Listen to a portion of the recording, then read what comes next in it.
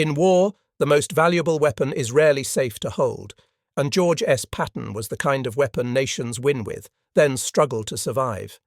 He could take a shaken army and make it move like a machine. He could smell hesitation in the enemy and punish it before the enemy even understood what was happening. He was speed, iron discipline, and psychological violence, an advantage so real that German commanders watched for his name the way sailors watch the horizon for storms. But that same force had a fuse, pride, impulse, and a talent for turning victories into political fires. And that is the central question of this story. How did Patton become, at the same time, the best general the Allies had in the field, and the most dangerous problem Dwight D. Eisenhower couldn't truly fix? Because Eisenhower wasn't just fighting Hitler. He was fighting time, coalition politics, public opinion, and one unstoppable commander who refused to behave like a piece on anyone's board. Before the legend, Patton builds a reputation for speed, steel, and certainty. George Patton did not become Patton by accident. He constructed himself like a weapon, with discipline as the steel and showmanship as the warning label. Born into a family that idolized military tradition, he arrived at West Point in a world where an officer's authority was supposed to feel inevitable, and he decided his would. He trained obsessively, studied battle history like scripture, and developed a simple, brutal creed. War rewards the commander who moves first and keeps moving. Even his public image, the crisp uniform, the hard stare, the theatrical confidence, wasn't vanity so much as psychology, a way of telling frightened men, "Follow me, and you'll survive." In 1912, he competed in the Olympics in the modern pentathlon, a detail people mock until they understand what it reveals. Patton wanted pressure, and he wanted to master it. In the First World War, he helped pioneer American tank warfare, learned the mechanics of shock and momentum, and was wounded leading from the front. Exactly the kind of story that hardens a man's belief that fate favors aggression. Between wars, he became one of the Army's fiercest advocates for armoured warfare and relentless training, the officer who would punish sloppiness, demand speed, and insist that fear was not an excuse for hesitation.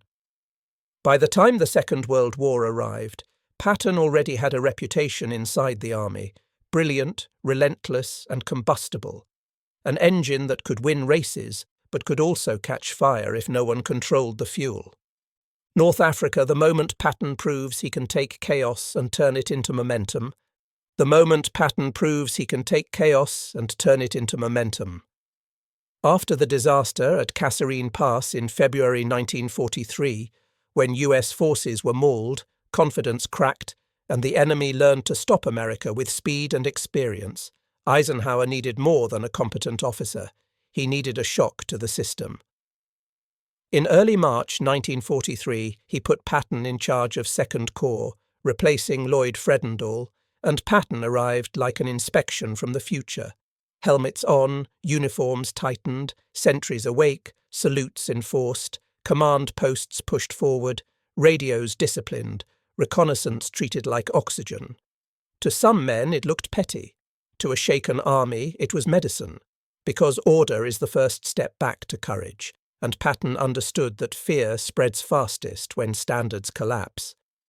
Then came the proving ground, Tunisia, where the Germans expected Americans to fold again under pressure. At El Guettar in late March 1943, Patton's corps absorbed hard blows, armour, artillery, pressure designed to rupture nerves, and held, fighting with a stubbornness the enemy had not seen from them weeks earlier. The point wasn't that Patton personally won every yard of sand. The point was that under Patton, the US Army stopped acting like it was learning the war and started acting like it belonged in it. He rebuilt tempo, restored a sense of inevitability, and turned humiliation into forward motion. And Eisenhower saw the terrifying truth. This man could fix broken armies faster than anyone alive. But he would demand permission from no one, and he would not slow down just because the political world could not keep pace. Sicily, the campaign where Patton wins on the map and detonates in the hospitals. Patton landed in Sicily in July 1943 as the commander of 7th Army with a mission that was supposed to be secondary: protect the flank while Montgomery drove the main effort. Yet Patton's mind was never built for a supporting role, and the island became his stage. When the initial plan bogged down and the Germans fought with stubborn skill, Patton pushed hard, struck west to take Palermo, then turned and raced for Messina in a brutal contest of speed and pride, a campaign of dust, heat, ambushes, and narrow roads where tempo mattered as much as firepower. To his admirers, it was Patton at his best, relentless, imaginative, forcing the enemy to react, proving that American armoured aggression could be operational art. But Sicily also exposed the fuse inside the weapon, because the same man who demanded toughness from himself sometimes demanded it with cruelty from others. In early August 1943, Patton visited field hospitals and twice struck hospitalized soldiers he believed were suffering from cowardice or battle fatigue, humiliating them in front of staff and patients. The episodes were reported up the chain, and what looked to Patton like enforcing fighting spirit looked to America like a general assaulting his own wounded. Eisenhower now faced a nightmare no battlefield victory could erase. Patton's talent was saving lives at the front, but his behaviour was threatening the moral authority of the Allied cause behind the lines. Ike forced Patton to apologise, relieved him from combat command for a time, and tried to contain the damage, yet even then he could not escape the hard realisation. The Allies had just watched Patton win a campaign and nearly lose the war's trust in the same breath. Eisenhower's private war: punish the general or protect the war effort. After Sicily, Eisenhower found himself fighting a battle that never appears on a map: the war to keep the alliance steady while the newspapers, politicians and commanders all demanded opposite things. The record in his own correspondence and decisions shows the trap. If he kept Patton untouched, he risked telling every frightened soldier and every watching civilian that results erase misconduct. But if he destroyed Patton's career, he risked throwing away the one field commander who had already proven he could take a broken formation and make it dangerous again. Eisenhower forced Patton to apologize in person to the men he struck and to the medical staff who witnessed it, and he made sure Patton understood the offense wasn't public relations, it was moral authority, the trust that holds an army together when fear is winning. Yet Ike also understood timing. 1943 was not the year to discard proven aggression, not while the Allies were still learning how to fight Germany at full strength, not while a cross-channel invasion was being planned that would demand commanders who could move fast enough to exploit any break in the line. So Eisenhower did what great coalition leaders often do. He contained instead of killing, disciplined instead of banishing, and quietly kept Patton in the theatre even as he removed him from the spotlight. It was leadership by contradiction, a commander publicly humbled, privately preserved, because Eisenhower's problem wasn't simply Patton's temper. It was that Patton's value on the battlefield was real, measurable, and immediate, while the cost of Patton's personality was political, explosive, and impossible to fully control. The phantom commander Patton leads an army that doesn't exist, and the enemy believes him. In early 1944, while the world waited for the blow that would open Western Europe, Eisenhower made a decision that reveals exactly how he judged Patton. He kept him out of frontline command, but he also made him the centerpiece of the greatest deception plan of the war. Patton was placed in command of the notional 1st U.S. Army Group, FUSAG, a force on paper and in radio traffic, built to convince German intelligence that the main invasion would hit Pas-de-Calais instead of Normandy. Inflatable tanks, dummy landing craft, staged camps, false orders, disciplined radio nets. These tricks mattered, but the most powerful illusion was a real man with a real reputation. German commanders respected Patton's aggression so deeply that his very assignment became evidence. If Patton was waiting opposite Calais, then surely that was where the real hammer would fall.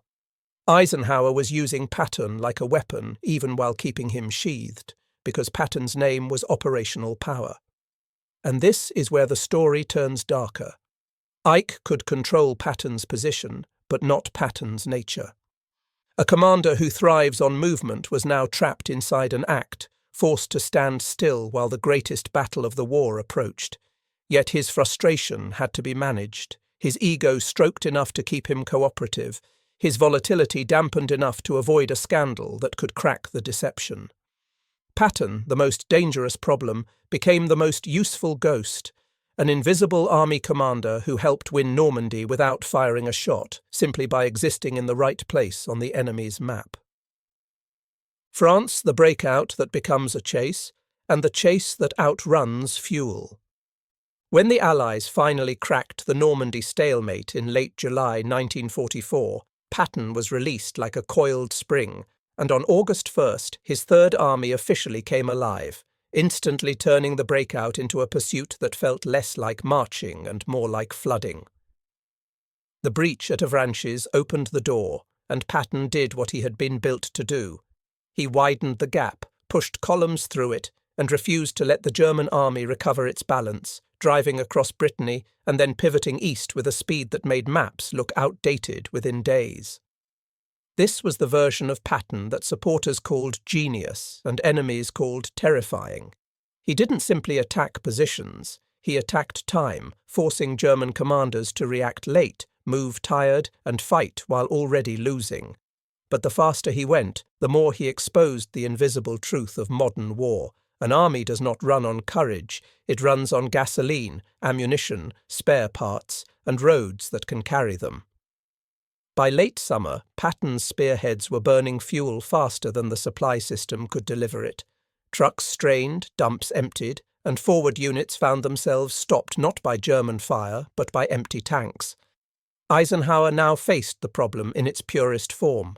Patton's greatest strength, relentless momentum, was also a logistical crisis generator, a commander who could win opportunities faster than the Allied machine could feed them, then blame the machine when the opportunity died.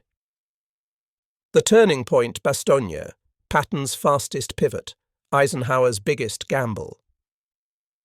In December 1944, the war threw the Allies a brutal surprise when Hitler launched the Ardennes offensive, crashing through thin lines in winter fog and creating what would become the Battle of the Bulge. The immediate danger wasn't just territory, it was shock.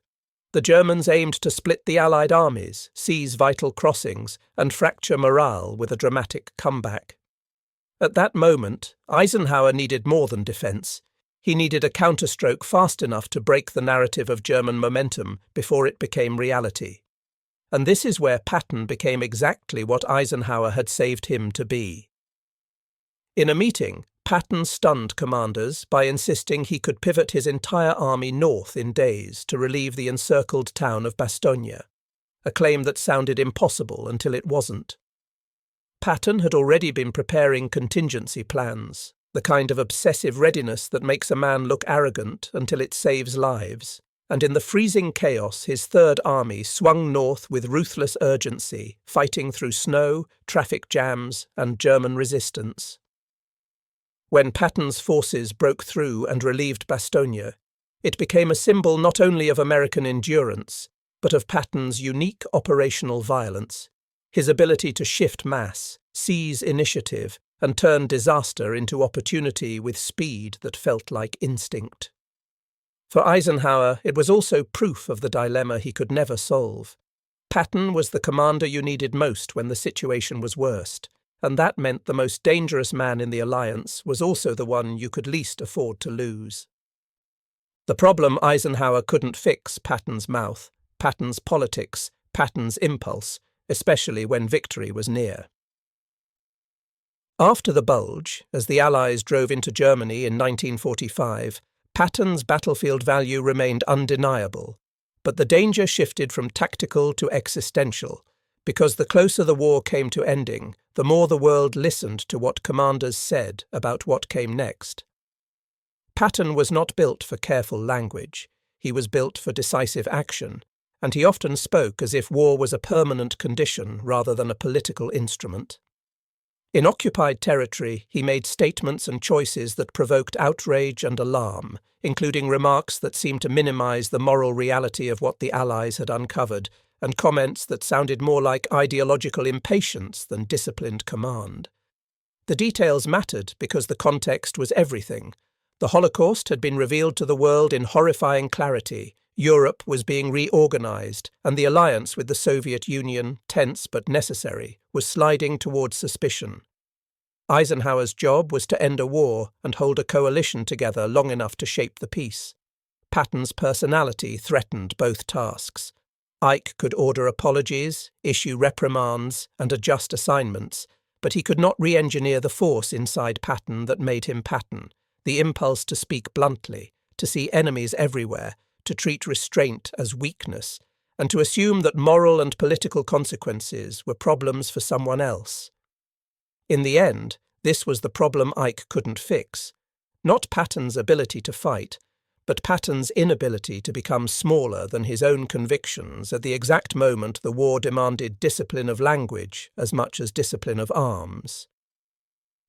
Verdicts and fallout what the record suggests, and the lesson Eisenhower learned about winning with dangerous men. Patton's story ends not with a final charge, but with the unresolved tension that followed him everywhere. He helped win the war faster, and he also forced the Allied command to spend energy controlling him that could have gone elsewhere, because he was both advantage and liability in the same uniform. His admirers point to what is measurable: reviving shattered formations, creating momentum, exploiting openings, relieving bastogne, keeping the enemy off balance, and they argue that in modern war, speed is mercy, because it shortens suffering. His critics point to what is equally real: impulsiveness, cruelty when enforcing toughness, reckless speech, and a failure to understand that in a coalition war, legitimacy is as strategic as any tank division. Eisenhower's leadership, seen through Patton, looks less like pure command and more like balance of power politics. Ike did not love Patton, and he did not fear him in a simple way. He managed him, contained him, used him when necessary, restrained him when possible, and accepted that some tools cannot be made safe without breaking what makes them useful. That is the hard verdict history leaves us.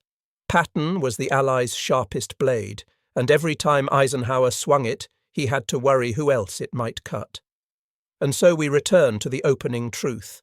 War's most valuable weapon is rarely safe to hold, because Patton proved that greatness in battle can live inside a man who is, at the same time, a problem no commander can truly fix, only survive.